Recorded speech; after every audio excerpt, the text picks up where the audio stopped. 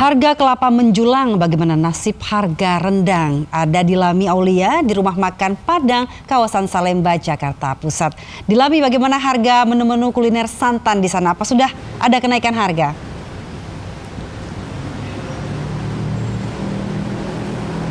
Ya, Dian dan juga pemirsa, harga santan kelapa belakangan ini mengalami kenaikan. Dari awalnya harga Rp18.000 per butir, kini mencapai Rp25.000 hingga Rp30.000 per butir. Tentu Dian, ini juga akan sangat berpengaruh ya terhadap masakan yang berbahan dasar santan, terutama masakan Padang. Restoran Padang, dan saat ini saya sudah bersama dengan Mas siapa ini pemilik dari restoran Padang? Davon. Mas Davon, ini kalau untuk masakan berbahan dasar santan ini apa saja sih Mas, bisa ditunjukkan mungkin? Seperti ini, dia nih ayam gulai. Oh, ini ayam gulai pakai santan ya, terutama paling utama pakai santan. Sama ini rendang, rendang juga pakai santan terutama ya. Oke, ini kan harganya santan ini lagi tinggi ya Mas ya? Iya, betul. Tapi tetap harus pakai santan, karena kan bahan dasarnya santan ini. Gimana sih menginisiasinya atas kenaikan harga santan ini untuk masakan? Kalau untuk saat ini ya, mungkin harga masih standar lah, masih belum ada kenaikan juga. Tapi untuk kedepannya kita belum tahu pasti. Kita sesuaikan saja ya, sesuaikan karena mungkin kita penjualan akan lebih kurang juga kalau misalnya santan kita naik ya. Terima kasih banyak ya. Nah pemirsa, memang kenaikan dari harga santan ini tentu sangat berpengaruh. Namun kalau untuk di restoran Padang saat ini saya berada, ini memang masih tetap menstabilkan harga begitu ya. Namun kedepannya dari para pedagang juga berharap agar harga dari santan kelapa ini dapat berangsur turun dan kembali normal. Dian. Baik, terima kasih di Lami Aulia melaporkan langsung dari Salemba, Jakarta Pusat. Selamat bertugas kembali. Pemirsa, puluhan siswa di Batang, Jawa Tengah keracunan program makan bergizi gratis. Petugas mengamankan sisa makanan untuk diperiksa menyelidiki penyebab keracunan.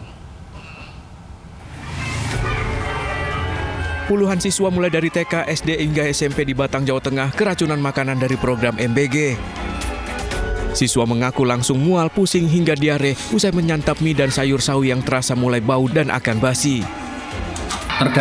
Yang terdata sampai saat ini ada sekitar 23. Yang terkena imbas itu? Iya, ada 23. Gimana, masih pusing nggak? Udah enggak. Udah nggak? Tinggal apa ini rasanya? Tinggal kayak enak. Enak aja. Petugas telah mengamankan sisa makanan untuk menyelidiki penyebab dari keracunan. Dari Batang, Jawa Tengah, Suryono Soekarno melaporkan. Banjir lumpur berarus deras menghantam Jalan Nasional Trans Sulawesi di Nrekang, Sulawesi Selatan. Sejumlah kendaraan terjebak arus banjir memicu kepanikan pengendara. Sejumlah kendaraan terjebak banjir lumpur arus deras di Jalan Trans Lintas Sulawesi, Nrekang, Sulawesi Selatan. Tidak bisa lewat mobil.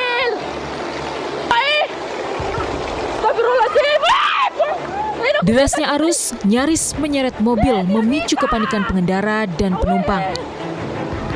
Banjir lumpur terjadi usai hujan deras 5 jam. Akses jalan nasional penghubung Nrekang dan Tanah Toraja lumpuh total. Puluhan sepeda motor mogok dan ratusan mobil, bus, dan truk terjebak macet berjam-jam. Banjir di jalur Trans Sulawesi ini dipicu tingginya debit air dari pegunungan. Dari Nrekang, Sulawesi Selatan, Jufri Tonapa, iNews melaporkan. Tak hanya di Nrekang, pemirsa, banjir dan longsor juga melanda Kecamatan Bongga Karadeng, Tanah Toraja, Sulawesi Selatan. Tebing dekat wisata Olon longsor dan menghantam truk rombongan wisatawan berpenumpang 28 orang. 7 orang luka parah dan belasan luka ringan.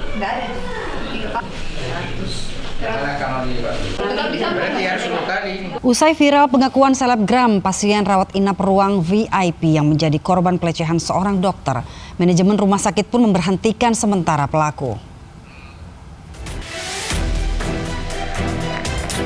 Selebgram yang menjadi pasien rawat inap ruang VIP di Kota Malang mengaku dilecehkan seorang dokter. Modus pelaku memeriksa rekam jantung, namun korban diminta tanpa pakaian direkam dan dilecehkan. Manajemen rumah sakit pun melakukan investigasi internal dan memanggil dokter berinisial Y. Saat ini rumah sakit sudah memberhentikan sementara Dr. Y sambil menunggu proses hukum dan menunggu keterangan korban. Sayangnya manajemen memilih menunggu dipanggil pihak terkait termasuk ID. Korban katanya untuk bales chat WA, chat WhatsApp. Tapi klien saya, korban ini sangat yakin pada saat itu pelaku ini sedang mengambil gambar di daerah dada korban. Nah, karena shock, korban langsung menutup semua bajunya, merapikan, dan dia bilang ke si dokter ini, saya mau istirahat karena saya capek. Wakil Menteri Kesehatan mengecam keras dan minta sanksi tegas sebagai pembelajaran dan efek jerah. Pak dokter kan memberikan pelayanan. Dari zaman dulu saya juga dokter, saya juga belajar kedokteran. Jadi saya tahu bagaimana kita dididik etika untuk menjalankan profesi ini.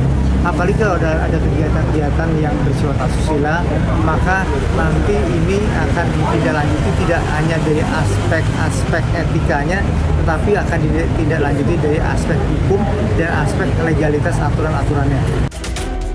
Polisi sudah mengetahui dan mempelajari kronologi kasus ini namun masih menunggu laporan korban. Dari Malang, Jawa Timur, Denny Irwansyah, iNews melaporkan. Ratusan pedagang kaki lima di Tambora, Jakarta Barat ditertibkan petugas. Keberadaan ratusan PKL di atas trotoar dan bahu jalan ini kerap menyebabkan kemacetan.